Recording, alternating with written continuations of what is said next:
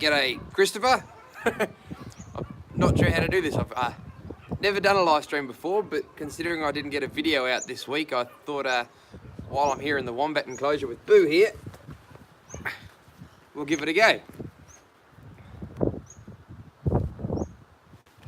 Not sure if messages are popping up or what. Hang on.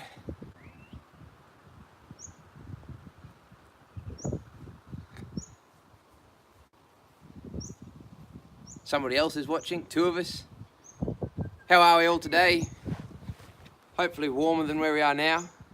Live stream is so cool.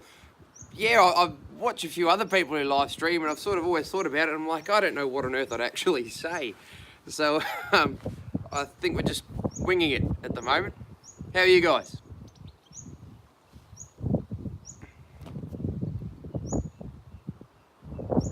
Back to 2 of us. What do you reckon, Boo? Nobody wants to talk to us. 3 so far, there we go. What are you guys doing today? Where are you from? It's middle of a work day here in Australia, so I assume most of us are from overseas.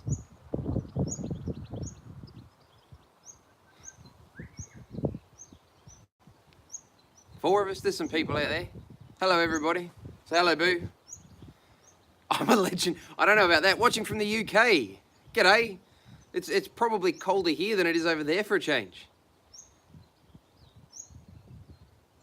Here in South Australia, just a bit cold. Whereabouts in South Australia are you? I'm in Hamilton, so just on the Victorian side of the border. By about an hour and a half, but yeah. Boo actually here, she's from South Australia. So she was orphaned just west of Mount Gambier.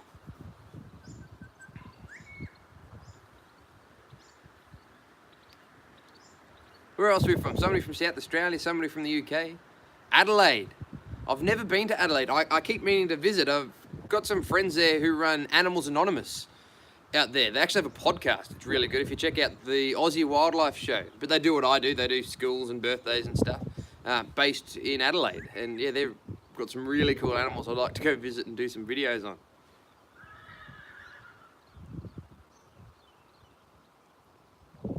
Anybody else out there? I can't talk to myself the whole time. 5 people. Ah, check it out, Boo.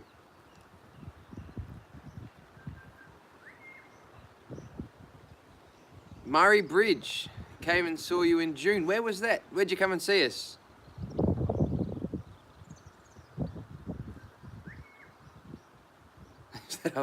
Portland. Oh yeah. I can't remember what show we would have done in Portland. We do a lot of shows in Portland. Was it a public display sort of thing, like a market, or... I'm there every weekend for birthdays. Most of my birthday parties are in Portland, Warrnambool. You're enjoying the sun, Boo.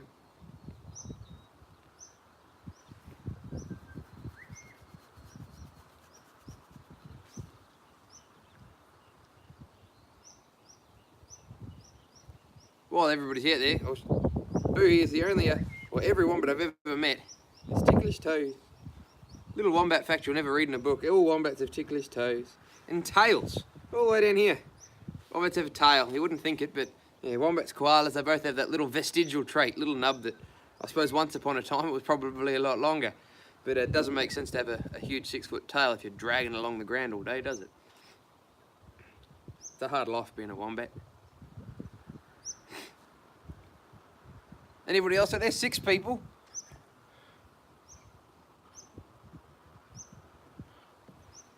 Portland, 3rd and 5th birthday party at a hall just out of Portland. Oh yes, I think I recall. I can't remember the names, but yeah, I do a couple of double birthday parties, but I do remember doing one out there not too long ago. Was it good? Did you like it? Hopefully it was a hit. It's usually a pretty big hit. I'm actually just tidying up in the Wombat pen and I'm about to head off to a kindergarten in a couple of hours, which is always fun. 43 and 4-year-olds. There's 2 kindergartens in one show. So it could be chaos.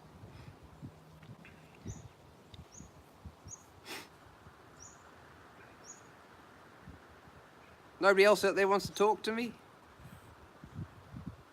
7 people. Check it out. So, I guess while I've got does Does he follow you around? She does. I'll see if I can show you. Hang on, I don't know if... I'm not very good with this camera thing. You coming, Boo?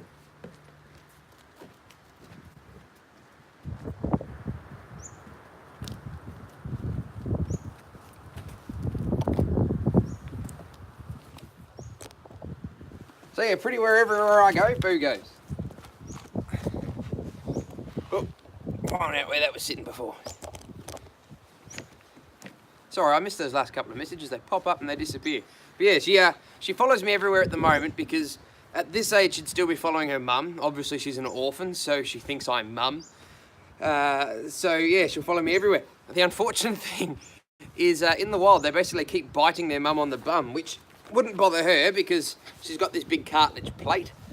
However, instead of a cartilage plate, we have an Achilles tendon. So wombats do get a little bit nippy as babies. You want one now. They're very cute when they're this age. Sounds cliche, we say it about puppies and kittens, but I guess most kittens don't tear up the concrete and destroy the floorboards. I love them. But I do know a few people who keep them captives, but they're certainly sort of a specialist animal, I guess. You can see the enclosure we've got, I suppose, a little bit. So she's got an above ground den over there and a pond, and about 2 feet under the soil here I've got chain mesh. I'm not sure if you've seen the video. We did a video on it, on how we built the pen. We had to excavate the whole thing, lay down mesh concrete along all the seams, and but it turned out pretty good, I think. I'm happy with it. What do you think? You're kind of like a pet hairy potato. Hello, Nick. Nice. Oh, g'day. Gotta love carpet pythons. If you watch my show, guys, go check out that channel. It's Gotta Love Carpet Pythons. Probably got a more holistic approach to reptile keeping than a lot of the channels you see, a lot of the big breeders. So really interesting, I guess, opinions and way of viewing reptile keeping. Certainly go check it out. How are you doing? I haven't had a chance to look at your videos for a little while. I've been so busy here. It's just coming into spring. Snakes have actually started to come out already, so snake call-outs in its main show season. All the agricultural shows start. That's why the baby's bit. Never knew that on you. Yeah, no, they're certainly bitey little things, and they've got these pretty sizable teeth. Very rodent-like. Just big chisels. What animals do you take to kindergarten classes? The animals are on a bit of a rotating roster. So I try not to use the same animal more than 2 days running, or more than 3 times in a week. And I also play it a little bit based on age groups. So the birds I don't generally take to really little kids. But I'll probably be taking Boo. 3 or 4 snakes living out on the farm. Most of the kids out here are country kids, so snake safety is a big thing even from a young age. I've got Priscilla, our sand goanna, and a shingleback, a couple of other lizards. So yeah, mostly reptiles. It's easy to carry them around, and Boo just because everybody loves Boo. She's sort of the star, I suppose. And a crocodile as well, Bruce. One of our salties will be coming along. Does anybody else out there keep reptiles at all? Or? Sorry, I missed that last message, Gay. It popped up and popped down. I'm not as practiced at live as you are. He is cute. Well, she is cute, but she's a girl. She got a little pouch down here. There we go. Little wombat pouch. But nah, she's adorable. She's my second-born daughter. She was actually born before Isabella, but she didn't come into our care until Isabella was about 2 months old. So they're pretty well growing up together. So, yeah. Sisters. Doing great, thank you. Yes, the snakes are out looking for a female. Jack is chasing... Yeah, I bet I've got my Murray Darlings and my Breadlies together at the moment. I was going to join my rough scales, but the male come down with a little bit of a respiratory infection, so I've pulled out on him and decided to warm him up a bit early. It's just not worth the health risk. How is Isabella doing? Really good. She's with her mum today. They're driving down to Camperdown, about 2 hours from here, to go have a horse looked at. 2 boas, a tokay, and a crested gecko, yellow-bellied skink. I would love to get to play with some of those.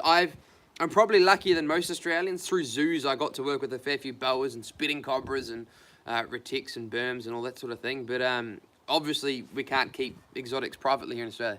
If you ever bred the Ruscalds, I would love one of the bubs. I can certainly do that. Like I said, I've pulled out a little bit earlier this year. They were in together, but I'm not crossing my fingers. But yeah, if I have better luck next year, I'll certainly bear you in mind. I can send one up. Yeah. Well, it's a hard life being a wombat, isn't it? Can you talk about the wombat defense mechanism? You mean her bum? So they've got this big, flat, bony plate. Well, it's actually cartilage plate that covers their bum. And essentially, the entrance to their burrow isn't dug too much wider than that bum. So if she runs into her burrow, she can slam on the brakes. And because it's... Sorry, Bill, I'll flip you over. Because it's fairly flat, there's no really anywhere to gain purchase. An animal can bite and scratch and dig on that, and it's not going to get in. If it's really persistent, a wombat will lie down, and she'll actually let the wombat start to crawl over her back, which sounds like a terrible plan, but basically then she'll stand up. And you can imagine how powerful she is. She's only got these short, stocky legs, but she's sort of like an Olympic weightlifter. She can push up really hard and crush a dingo or a fox to death in there. So, yeah, it's a pretty unique adaptation. Cool thing is, wombat's closest cousin is the koala, and the koala's got this cartilage plate as well, which it's a lot less exciting. He essentially uses it as a seat. Do you know what wombat meat tastes like? I don't. I know a few older people in the district sort of who grew up not too long after the Second World War and things, and they tell me it sort of tastes like boots. It's pretty tough. There's a lot of grizzle on him, but have you seen... Oh, sorry, that message disappeared. I don't know how to bring it back up again. But yeah, I don't imagine it to be very appealing. Waddling across the road. Yeah, they do. That's how Boo came to us, actually. Her horses are carrying on. Yeah, Boo came to us when her mother was hit by a car, and luckily the people that hit her, they took her into a wildlife care and raised her up. I had a wombat a few years ago with the same story. It was hit by a car, and unfortunately the people tried raising the baby themselves, and they gave it cow's milk, which basically strips the gut lining of them. Yeah, well, they're slow in their day-to-day life, but they can actually pick up a speed of 40 k's an hour. It's pretty quick.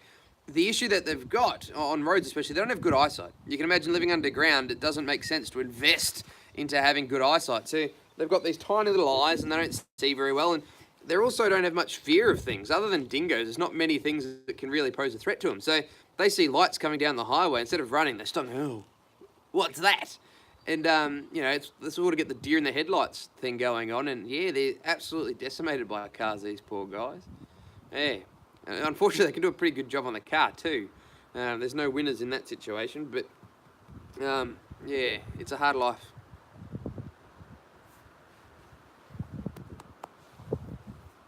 Sure is a disadvantage. Yeah, they've pretty well adapted for their lifestyle. But, I suppose... in the last 200 years, they just haven't been able to keep up with all the changes we've done. It's pretty sad, you know. They've been around for millions and millions of years, and in some cases, we're the undoing of them. You probably know about the northern hairy-nosed wombat. When I started zookeeping 10 years ago, there was 138 northern hairy-nosed wombats, which makes them, you know, 10 times more endangered than pandas. There was 1,800 pandas at the time. My eyesight ain't good either. Yeah, I'm lucky. My eyesight's pretty good. I couldn't afford to handle all my venomous snakes. How many now? At last count, there was about 250 northern hairy-nosed wombats. They're coming back, slowly, albeit. And a few years ago, they actually relocated some of them because all the 138 were in one national park, Claremont National Park, up near sort of north central Queensland. But the issue, of course, is all being in one national park. If they have a fire or a disease or something, it'll wipe out the entire population. So they moved a few of them to St. George in the bottom half of central Queensland. And last year, I believe, they had the first joey born outside Claremont National Park in 50 to 100 years. So there's a small population of them down there. So it totals about 250. Now, there has been an interesting sort of case study into whether you can foster their babies onto southern hairy-nosed wombats. Need to be doing a whole lot more. Well, that's it. We do. And the main issue I find is it's not that people don't care. It's just that they don't know. You can't help an animal you don't know exists. So when I go to schools, I always say the biggest thing we can do is probably less, you know, we need money and stuff like that, but less throwing money. And in some ways, when kids are told to do a high school project or something, or primary school, whatever, instead of everybody picking koalas, you should hop on the internet and find an animal you don't know exists. If you don't know it exists, chances are your classmates and maybe your teachers don't know it exists. So, you know, it means that basically you can stand up and teach everybody. If you don't end up becoming a zoologist or something yourself, somebody you talk to might, and you could have sowed that seed. You know, it all starts from somewhere. But yeah, as I was saying, there's been an interesting sort of trial. I don't know where it eventuated, but basically taking southern hair-nosed wombats and unfortunately pulling the joey off them and aborting the joey, but putting a northern baby in their pouch, which allows the northern to then have another baby again. They used this on yellow-footed rock wallabies. They took baby yellow-footed rock wallabies, put them on common species so that they could double the reproductive rate, which obviously has an ethical issue, but it was sort of a last resort to bringing a species back. So it's certainly something to look into, but I don't know where it eventuated with the northerns. I know the first stage was they'd take 2 southern babies and they'd swap them to see if a wombat would foster on another joey, and that was successful, but I don't know if it went any further than that. 11 people. Hello, everybody. I should become a wildlife carer. Yeah, Queensland's got a fairly straightforward system, or it's been 10 years since I lived up there, but how did you get working with wildlife? I'll talk about the wildlife carer thing first. Queensland, I'm pretty sure you join a group and you pay for your permit. Obviously, it's a good idea to get somebody who can sort of mentor you through it, but compared to Victoria, like here, you have to become a foster carer. So a shelter can have 3 foster carers. You've got to be a foster carer for 12 months or so until the shelter you're working under gives basically a letter of recommendation from Parks and Wildlife to give you a shelter permit. So it's really hard, and a lot of shelters don't take foster carers. So my worry is, you know, the average age of wildlife carers, unfortunately, not to be stereotypical, is slightly older here in Victoria, and if they're not training new people, they might end up, you know, moving out of it, and we don't have people who have come up through the system. So I can see the merit, but yeah, down here it's a little bit more complex. How do I get involved with wildlife? I suppose, like most kids, I was obsessed with animals. I used to go out the backyard and catch skinks, and I'd charge my friends 20 cents to look at them. And when I couldn't get them to eat for a few days, I'd let them go and I'd catch a fresh batch and try again. And like most parents, my parents put an end to that eventually. And I sort of, I guess, was interested in animals but didn't keep much other than my dog. And yeah, night, Christopher. Yes, have a good one, and thanks for dropping by. Basically, I had the average pets, budgies and things like this. From Mexico. Hello, how are you? Belize guy, mate of mine. Hopefully you'll have to get on the Camp Kennan channel. He was saying he might come by. We need to push that as hard as we can, I think. It'd be great to have Kennan out here. But yeah, basically I grew up and I was only keeping so many animals. And when I was 15, I was doing woodwork at school. And we had to build a, I missed the chat because of I'm sorry, I'll have to do another one. I was umming and ahhing what time because half of our subscribers are from America and half from Australia. So I sort of thought, at least in the morning it might work for both. And I just happened to have a spare sort of half hour, an hour here today. But yeah, I had to build a storage container in woodwork when I was 15. And I convinced my teacher that a reptile enclosure stored a lizard. So I spent a few months building this enclosure, and my mum expected a TV cabinet or something coming home, and I brought home this filthy big, like 8-foot long reptile tank and a ridge-tailed monitor, which was far too small for the size of the enclosure, and it just started from there.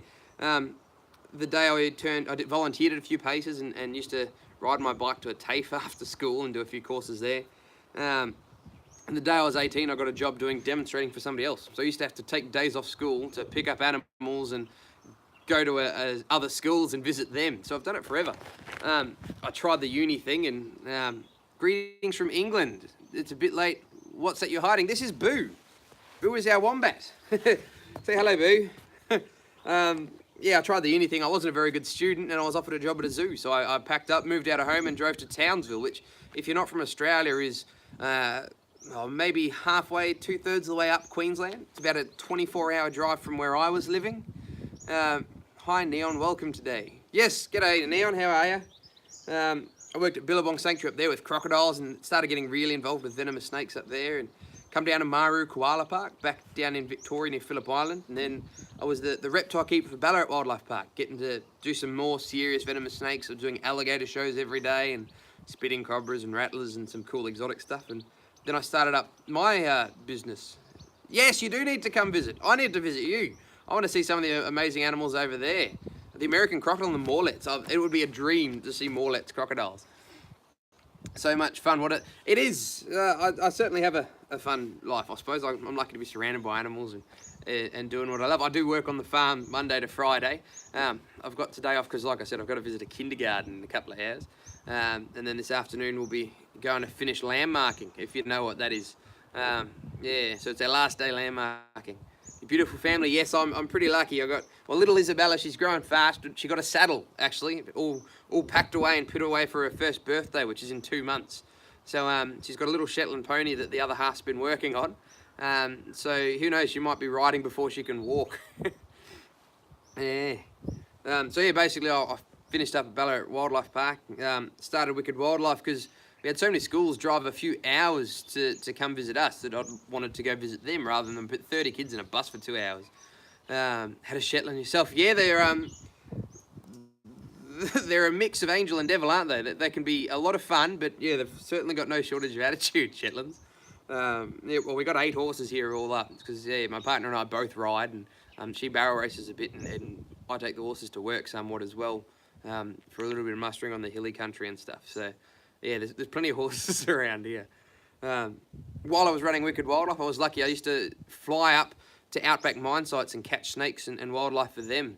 As they were clearing country, I'd go through and pull out anybody who was in the way of clearing and record all the stuff so they could figure out, you know, sort of how much damage was happening, and then I'd relocate those animals off to the side of the construction site, and hopefully they'd get to continue on life. So it was pretty cool. That was a cool few years. Being out the bush 21 days at a time and coming back and spending my week with all the rest of my animals. So, yeah. Oh, you're witchy. Anybody else out there? Hello? 13 people. Boo is so chill. Yeah, she is. I suppose it's sort of the middle of the night for her, and she just loves the sun. She's happy to chill and warm her belly in the sun. It's, like I said, it's a hard life being a wombat, but she's earned it. She was hit by a car as a baby, and she had a run-in with a dog at the last wildlife care. So, yeah, she's had a hard life. Well, she's enjoying that cuddle. Yeah, I think she doesn't know she's a wombat. She's pretty convinced she's a human being. Well, she's certainly part of the family anyway, aren't you, Boo? But she's gotten a lot bigger since. Have you seen the first video we did with her? Why do wombats have square poo? She was only about this big, still living with the wildlife carer, so she's growing. I guess she'd be around 13 kilos now. I'll have to weigh her actually. I might do that, yeah, today or tomorrow, and we can get her proper weight. But last time I weighed her, she was 11 kilos. So, yeah, full of carrots and wombat milk. Down to 10 people. Who else is out there? What are we all doing today? She is doing very well. I'm hoping that she'll stay this good. Wombats have an unfortunate tendency. Can she get any bigger? Yeah, she's going to get about 3 times this size. So based on where she come from, she'll probably get to 30 kilos or so. Males out in Gippsland, colder country often breeds heavier animals, can hit 40 kilos. So yeah, the biggest burrowing animal on earth. Working stuck in the office. Wow, we got to make a living and pay the bills, don't we? Mortgages suck. I know the feeling. I wish I didn't have to go out the farm every day. I could come here. Wonderful growth. Yeah, she's growing like a weed. Yeah, she's very rotund, aren't you, Boo? I forgot what I was saying before I started going off on a tangent and talking to people. But nah, she's doing very well. It's just about midnight here, so not doing a whole lot. Midnight, where are you guys for it to be midnight? I was thinking about doing a live stream last night. I felt bad that I haven't done a video for the last 2 weeks. I was actually unwell for a little bit. I was in hospital for a couple of days, so I've fallen behind on my videos. But I thought, oh, half of you guys are from America and half of you from all over the world. I didn't know what time would it work out. Got to bounce. No worries, Rowan. Have a good one. Actually, yeah, I'm starting to run out of animals you haven't met. So if anybody's got any ideas, do you have another wombat? No, Boo's the only wombat I have at the moment. I did have another wombat a few years ago named Delta, who came the same way. She was hit by a car and then came into care and came into me. Unfortunately, she passed away. What we've found with Delta is basically she was hit by a car, and the people that rescued her, or orphaned her, instead of taking her into care, they tried raising her themselves, and they gave her cow's milk for about 2 weeks before she came into care, which stripped her gut lining. So she was unable to digest food. She didn't have growth rates or anything like this. And she'd come to me, and she sort of, she'd be up and down for a few years. She had fits. She had seizures sort of thing, and she didn't grow as well as she should have. But she seemed otherwise healthy. She was doing all, like, behaviourally a healthy wombat, but there was something not right. And she passed away a few years ago. And the carer who organised Delta for me had Boo come in, or just over a year ago, or around about a year ago now, and she knew how much I love Delta, so she offered her to me. That's what somebody asked before. What's my favourite native animal? It'd be a hard task between wombats, crocodiles, and dingoes. Yeah, I do adore wombats, and yeah, I was a dingo keeper I looked after a lot of animals in Townsville, but dingoes were my main responsibility. So I was very involved with dingo conservation and trying to get dingoes protected. Unfortunately, you may or may not know, dingoes aren't considered a native species in a lot of Australia. Western Australia actually had them native, and they're trying to take them off the native species list. So yeah, dingo conservation is a big part of my life and what I do other than visiting people. Yeah, down to 6 people. See you guys who are disappearing. Yeah. Sorry, this might be a bit jumping around. I didn't really have a plan set. What are the temps down there at the moment? Oh, it's 13 degrees, I suppose. We hit 20 degrees the other day, and the blue tongues all started sticking their heads out. Anything more you could talk about wallabies? I could do a couple more videos on wallabies. I know Kerry's got a few in. If you've got any wallaby questions, maybe don't leave a comment on this. Leave a comment on one of my other videos or something so that it stays up there. Because I'm always looking for more ideas. How do you do your videos? Camera, microphone setup. I just have a iPhone. A few weeks ago, my other half bought me a tripod. I used to balance it on a pile of rocks and sticks. I'm pretty old-fashioned and cavemanish. And then I cut out the bits in the middle, because there's lots of ums and ahs, on iMovie, and just pop it up. Yeah, I'm not really very computer literate, so I make do with what I got, and I'm by myself. Yeah, no help here. Yeah. Sorry, Belize guy, that message disappeared. I don't know how to bring up old messages. I'm still learning this. You would just make do with what's around. Yeah, that's it. I used to get, you know, those little suction cups. You stick your phone to your car window so you can use the GPS while you're driving. I had one of those, and just stick it to my car door and park my car in front of me, and yeah, sit it anywhere that works. But yeah, the little tripod's helping. Good one. Yeah, it did the trick. I'm happy to have a tripod now. I'd like to sort of, I guess, have a setup where I'm not embarrassed to go visit other people, because I think I need to start visiting other people's collections, because like I said, I'm running out of animals that you haven't met, so I need to go visit some other animals. How many animals do I have? Well, not including horses, sheep, cattle, ducks, mice, rats. Probably around 100 or so. It varies from 100 to 150, because I do get a lot of reptiles where people have lost interest in their blue tongue or their bearded dragon or their turtle or carpet python or whatever. They give it to me, and often they're not very handleable, but they're not suitable for shows either. Like, I need an animal that can get passed around kids at a kindergarten. So I have a lot of sort of, I guess, transient animals where I get sort of given them as a good home. I'll get them to the point where they might not be suitable for education, but they're a good pet. And then I might do a birthday one day, and there's a 15-year-old, and mum's looking for the perfect animal for them. And I say, look, I've got a carpet python or whatever that needs a home. So yeah, I do have a fair few that pass through as well. Be about 100 at a guess. Need you, Lily and Jack? Yeah, they're. I don't think you'd part with them though. They're your babies. Saying hello from Canada. Hello. How are you? How is it over there? Can I do some field herping videos? I'd love to do some field herping videos. Unfortunately, where I live in the last 6 months, it's been too cold. I'm the bottom of Victoria. I'm only an hour from the beach. So it's been miserable. Another month or so, and maybe I can get up to Little Desert National Park, which is the southernmost point where the central bearded dragon's found. Or Big Desert National Park, sorry, is the central bearded dragon. I'd love to go visit Queensland. If I can raise enough money, I'd like to go visit my old zoo, Billabong Sanctuary, and do a few videos there and do some field herping with scrub pythons and brown tree snakes. do quite well with such a basic setup. Thank you. We try our best. Trickiest animal I've had to handle. The eastern brown snake would probably be a very strong contender. As a species, I suppose. Yeah, on average, eastern browns are quite flighty and athletic. Need to move to Queensland. Animals are everywhere here at the moment. I know I'd love to move to Queensland, but unfortunately dingoes are illegal. So the only reason I haven't gone back, I was offered work up there, but I could never part with Aztec. He's my baby. So staying down here in Victoria, and I guess with all my animals I can bring Queensland to me. Just can't find them in the backyard. Yeah.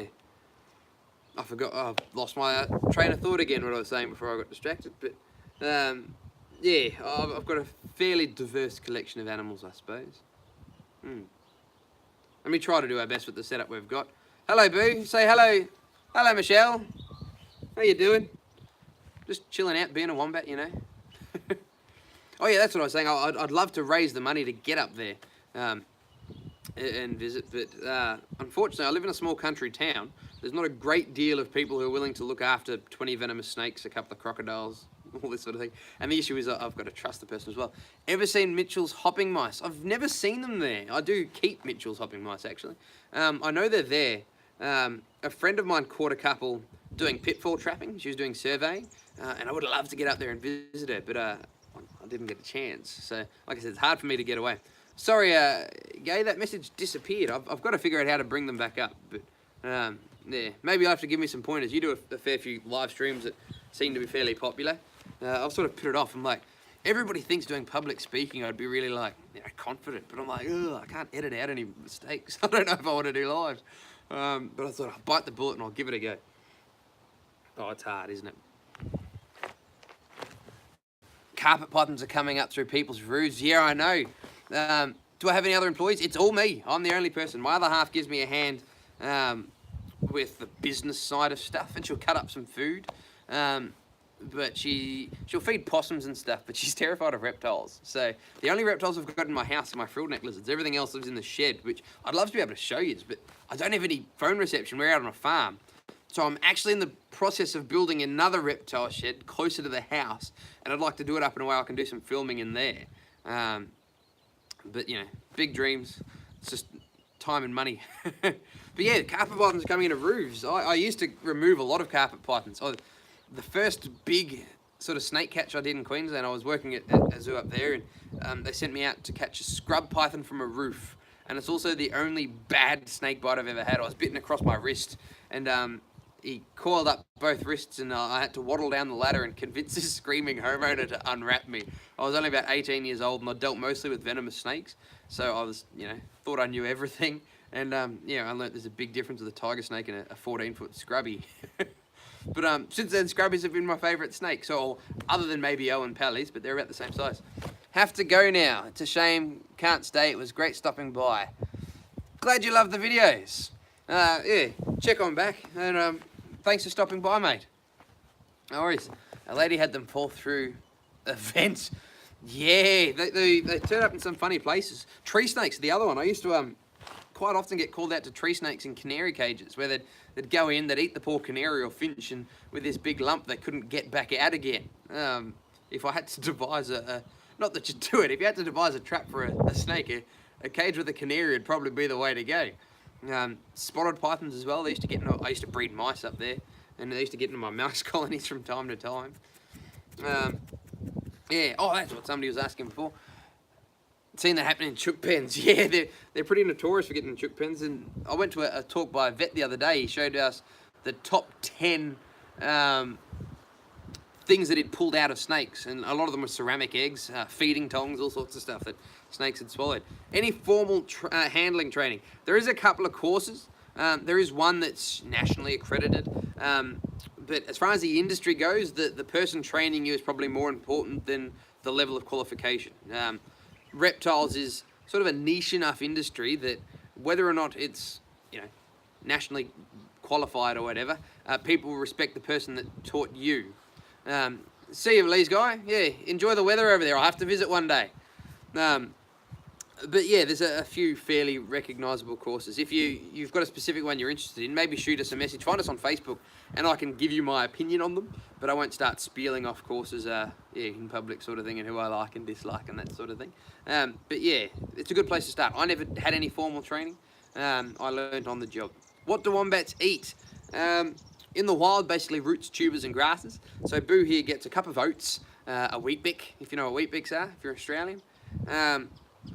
Some, we call them macropod pellets, which is essentially a horse pellet with less sugar, because native Australian grass is pretty sort of low nutrient due to our soils. And she gets a bit of carrots and sweet potato. Every few days I'll dig a few holes and bury sweet potato or carrot chunks and try and teach her to be a wombat a little bit. Yeah. That's what somebody was asking before. What's the hardest animal to handle? So the eastern brown snake as a species it can be quite a handful, but the hardest individual, I used to look after a coastal taipan at a zoo who lived at venom supplies. Like, it was used to milk to make antivenin.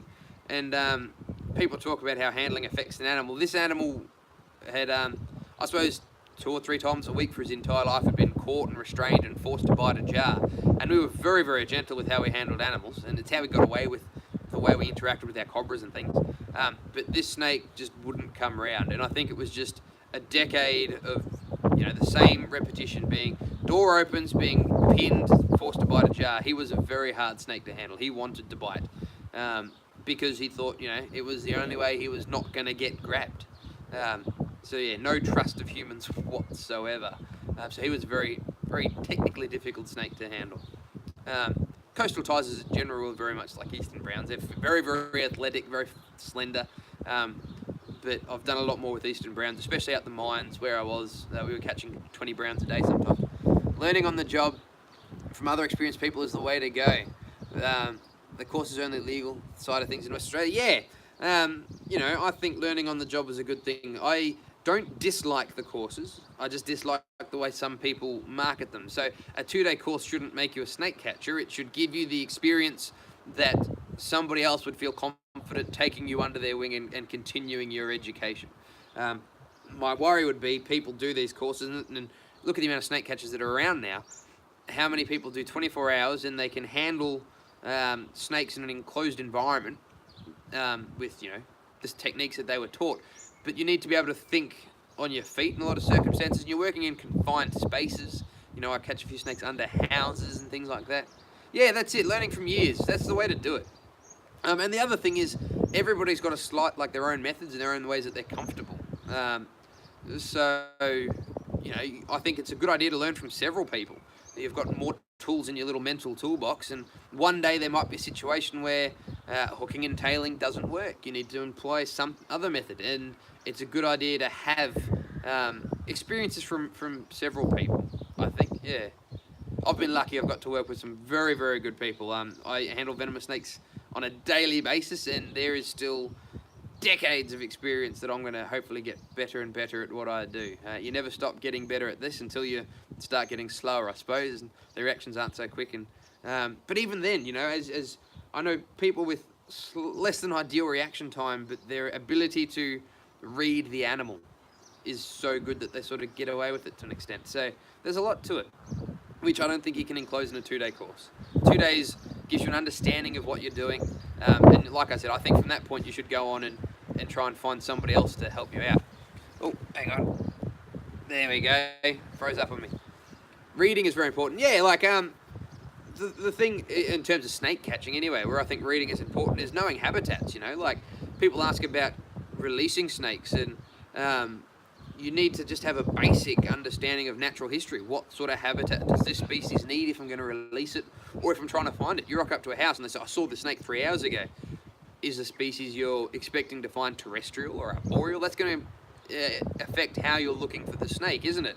So yeah, reading is the best way. It's a sort of dying art. Books, so few people have good reptile books anymore. We all use the internet, which is brilliant because, information's at your fingertips, but you don't know if the person, you could be talking to Rick Shine with, 2 PhDs in herpetology, or you could be talking to a 10-year-old who's got a blue-tongue lizard at home, The internet's brilliant, but you need to take what you're reading with a pinch of salt sometimes.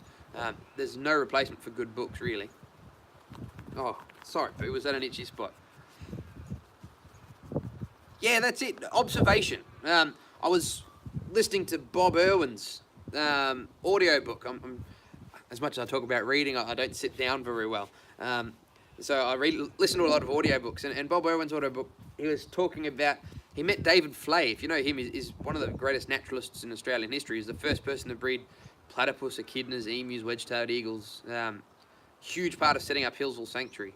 And David Flay was telling Bob Irwin that, before he passed away decades ago now, you don't need degrees, you just need observational skills. Animals will teach you everything you need to know if you can pay enough attention to the little things. So, yeah, animals will teach you, but and it's not anybody's fault. Some people are, I guess, better at picking up those things than others. Yeah.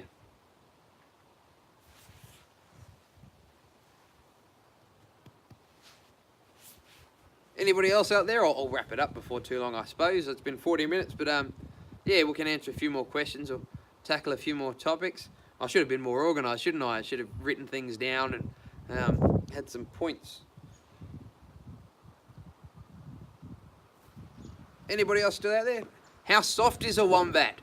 Boo feels as soft as like a short-coated collie or something like that. To use a dog example. As she grows older, common wombats do get reasonably coarse hair, almost like a doormat. And it's probably an evolutionary trait because of where they're digging. Yeah, they do. They tell you what they need to hear. Greetings from Texas. G'day, how are you? I've never visited Texas. I'd love to. But yeah, because of where they're digging, common wombats usually live in sort of clay, muddy type soils. So the dirt sticks to the outside of the fur rather than drenching them, and they're scratching it out. So even though Boo's not really ever muddy, she compulsively scratches. It's just her species thing to maintain her coat. The hairy-nosed wombats have silky hair. It's almost like hair with conditioner in it. And basically because they dig in sand, it goes straight over their back. What Western Australian animals do I have? Ooh. Well, I've got fresh and saltwater crocodiles. They're both found in WA. Rough-scaled python. I've got my two roughies. They're, of course, classically Western Australian. They're found nowhere else in the world. I can't think of too many other ones off the top of my head. Western Australia's got very sort of strict import-export laws, so they're hard to get things from. 3 here from Texas. G'day, I'm talking to a lot of Texans today. Boo is so cute. Yeah, she's a baby. She's a big hairy potato, isn't she? She's about to go visit a kindergarten, so I can't blame her for wanting to chill out for a little while. Roughies are one of my favourites. Yeah, roughies would be, of all the Marilia, roughies would be my absolute favourite. I think they're amazing. And so unique. They're huge teeth. For their size, they've got the biggest teeth of any snake, which they believe is due to the evolution of a rock rat in the Kimberleys that can shed its fur and hair when you grab it. So he doesn't want to end up with a mouthful of fur and hair. It needs teeth big enough to really get a hold. So they're really cool. And their eyes, they've got this sort of blue, granity eyes. I think they're brilliant. So what's all our Texan friends doing? What time is it over there? Love their heads and their colour. Yeah, and just their attitude. They'll sit and perch out in the open. What time is it in Australia? It's 8 o'clock, 8:30 or something like that where I am. 7 p.m. in Canada. Blue eyes, yeah. Can't beat blue eyes. Some of the blue-eyed leucistic snakes over in the States look amazing, but I'm probably more of a wild-type keeper than an exotic, morph keeper. Yeah, but pretty cool. 9:16, thank you. Yeah, I'll lose track of time. I'll have to leave in a minute and start packing up for my show and get changed and head out to this kindergarten and then back to work for the afternoon. Hey, Boo? Oh. Time flies, it does. I didn't know how quickly, I didn't know if anybody would tune in when I pressed the live button. Same, wild type is always better than morphs. Yeah, particularly I do enjoy sort of unusual wild types, like the Kimberley phase blue tongues, and how long does it take to feed all my animals every day? It's different every day. Obviously the marsupials and the birds, they're fed daily. The reptiles, some days I have a half an hour walk around, check food, check water, check food for lizards, check waters for everybody, and just like a welfare check, just glance in enclosures, check lights are on, all this sort of stuff. But maybe twice a week I put a solid 4 hours in the reptile room. The most time expensive thing about my reptiles is maintaining my mice and rats. Can I mail the wombat? No! She's mine. I don't know if there's any wombats. I think there's I don't know, 6 or 7 wombats in captivity in America. There's not many. Smooth knob-tailed geckos do push-ups. Yes, I used to keep levis. These days I don't keep any geckos, but I'd like to keep thick-tailed geckos. Being a local or relatively local species, I want to set up like a little outside enclosure and fill it with the knobtail, which is similar to levis, just more temperate. And yeah, like thick-tails, we call them barking geckos over here. So they certainly do their little bark and their little tail wiggle and stuff. They're very cool. Yeah.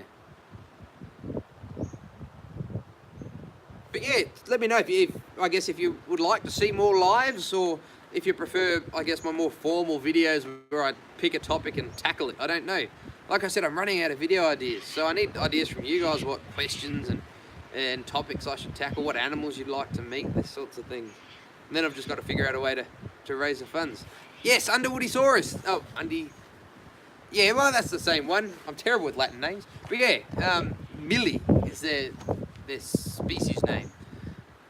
More live, this is great. Oh, I'm glad you like it. I've just got to, yeah, I wasn't sure what time to do it because, like I said, half of us are from America, half of us are from Australia.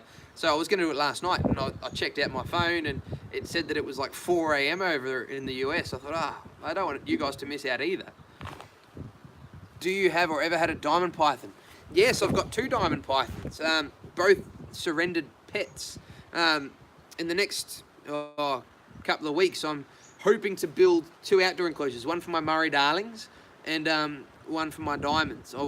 Actually, after watching Hen, I've really been motivated to try and move stuff, anything that I can, outdoors, which I'm in a cold part of Australia, so I'm going to have to do a bit of calculating and planning how I do it. There's going to be some supplementary heating needed, but yeah, I'd like to keep more outdoor stuff, and the diamonds will be one of them. Yeah. Would love to see the diamonds sometime. Yeah, I can do a video with the diamonds. The diamonds are in a couple of videos, actually. I think I've got one on can different snakes crossbreed, where I talk about taxonomy and how we break them down. And one of the diamond pythons is in there. And one on do reptiles hibernate. And I use diamond pythons as a good example of that. Got to go. Granddaughter's turned up. Say hello for me. She won't know who I am, but say hello anyway. But yeah, we can certainly do more lives, guys. Maybe leave a couple of comments or something at the end and give me an idea of how you'd like me to do them or something. Because, like I said, I felt bad I hadn't done a video. Oh, 10% battery. I'll have to go in a minute. Yeah, I felt bad that I hadn't got a video out for a little while. Field surveys videos would be cool. The survey season is coming up. Yeah, I'd like to do some wild stuff. The issue with surveys is in Victoria, there's very strict laws about using wildlife as in animals in the wild for what they consider commercial purposes. And even though you make bugger all on YouTube, like it's a couple of cents here and there, they consider it commercial purposes. When I do snake catches from people's houses, I'm not actually allowed to video it and put that up. So I'd like to tag along with them field surveys, and I've got some friends who do them, who are happy for me to. It's more, I've got to get permits from Parks and Wildlife to be able to film those and put them up. So yeah, if I can organise it, I'd like to do some more field survey type stuff. How did the wombat get its name? She got the carer that had her sent me a photo of her, and she was about the size of an orange, and wanted to know if I'd like her. And basically I had my little sister come up with 5 or 6 different names, and the rule was I had to be either earth-moving themed or Disney themed. And Boo is the one from Monsters Inc., the little girl. And I got 6 names, gave them to the carer and let her pick, and Boo is what she picked. So yeah, that's how she got a name. I don't know about New South Wales. South Australia's a lot more relaxed, which is why the carers that I visit for my kangaroo videos and stuff are all in South Australia. Here in Victoria, somebody's got wildlife in care that's meant to be released. They're not actually allowed to have me film their animals and put it up. Same thing, it's commercial gain. So yeah, South Australia, I don't know about their surveys, but their wildlife laws in general are a lot more relaxed. So I'd like to visit there. But unfortunately, it's a matter of time and money at the moment. I'm hoping to get to South Australia a bit more this year. But yeah, I have 100, 150 animals to look after, and I work 7 days a week. So got to find a time where I can get away for a few days. I am planning to get to Adelaide. a friend of mine runs Animals Anonymous, Adrian and Tamara. They do a demonstrations business like me, and they've got some amazing animals over there in Adelaide. They've got a yellow-footed rock wallaby and quokkas and pygmy possums and all sorts of cool stuff, and a podcast, the Aussie Wildlife Show. Check it out if you listen to podcasts. They tackle some really interesting topics that are more conservation in general than just individual questions on species like I do. Not that, we're criticising the videos I do. Hopefully you guys enjoy them enough. But yeah, some really cool stuff. And yeah, he'd like to do a podcast together at some point, an episode. Yeah.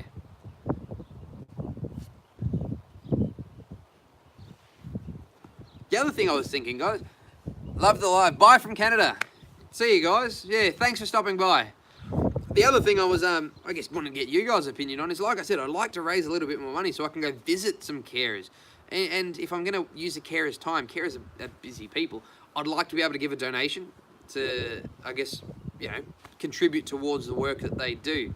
And I was thinking a way to do it might be, if I had some t-shirts, Wicked Wildlife t-shirts, or t-shirts I was thinking with an endangered species and a quote or a saying or something. If any of you guys would be interested in them, and I could use that to try and get further afield and visit some animals that I can't bring you. Would you guys be interested in that stuff? Or even, if I can find environmentally friendly ones, those silicone bracelets with, a conservation saying or something. I don't know. If you've got any ideas about how I can raise enough money to get my message further afield, let me know. I'd be really interested. I can handle snakes and crocodiles, but it's not my forte, that stuff. Could do videos about cleaning and daily routine.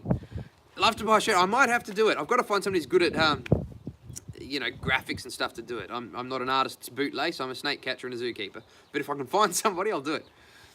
Do you have any experience with funnel web spiders? There are lots of kookaburras in my area. I used to have a captive kookaburra, and he never laughed because he's a single, and there's so many wild kookaburras in the area that it would be ill-advised for him to lay claim to that territory. So there's a lot of kookaburras here. I don't have very much experience with arachnids, not because I dislike them, just there's no funnel webs where I live, and I haven't ever lived in New South Wales. So there is a Victorian funnel web, but not in my area. G'day, Jovan, how are you? Welcome to the live. I'm going to be finishing in a few minutes. My phone's on 10% battery, and my alarm just went off. I've got to start packing up for a kindergarten, but glad you could make it. But yeah, if you guys would be interested in that sort of stuff, then I might organise some shirts or something like that. I don't know. Let me know. What if I did? What would you like it to say? Do you have an animal you'd like on them? I don't know. We'll brainstorm together.